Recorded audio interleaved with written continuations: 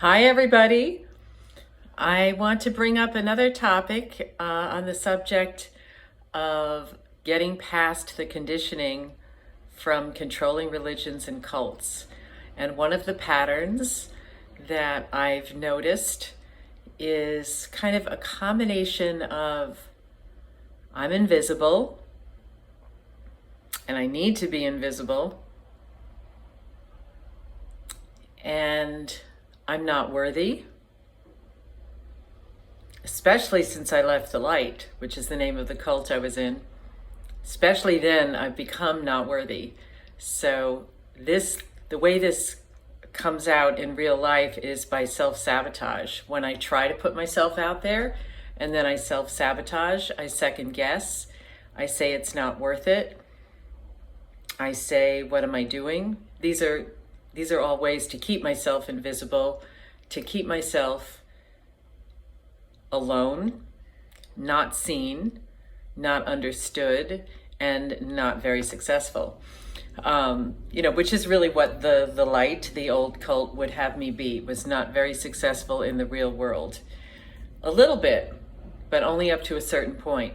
So what I'm giving as an example is this book that I wrote. It's called Leaving the Light and Loving It. My old name, Justine Renson. Now, I self-published this. It was a labor of love. I did a lot of deep soul searching and writing, etc. And it was an act of rebellion, really, or I'm not sure what the word is. It's not quite rebellion, activism almost against the conditioning of the light, and to actually out not just myself, but the religion. And it's really about the process of me waking up and leaving. How I woke up, wisened up, and walked away from the secret cult of my birth. That's the subtitle.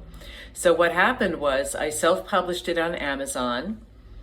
One publisher told me that he didn't think it was worthy of publication.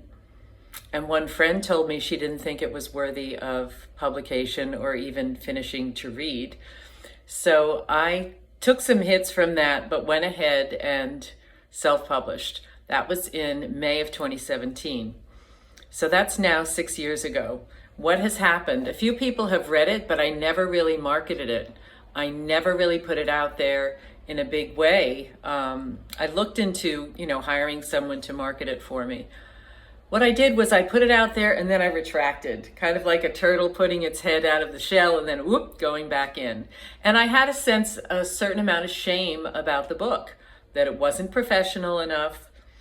I was told I needed to write an overarching narrative, and I resisted doing that. I really wanted to have it more as a journaling format so that people could see the viewpoint of someone who wrote this after she had only just left 4 years before. That I was still affected by cultish thinking, rather than my today self writing about all of it. So I kept that, but then I also second guessed myself.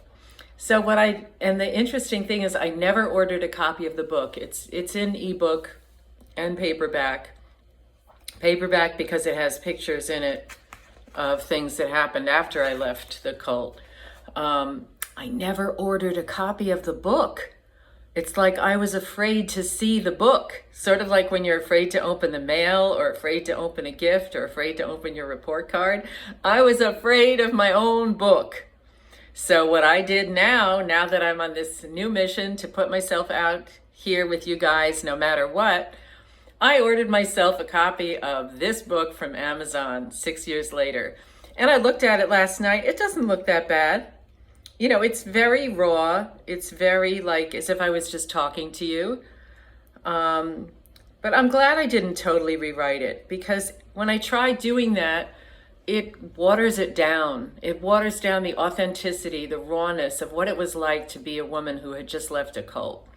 So there it is. It's my imperfect product, and I could write another book if I want, or I can just do a video series if I want.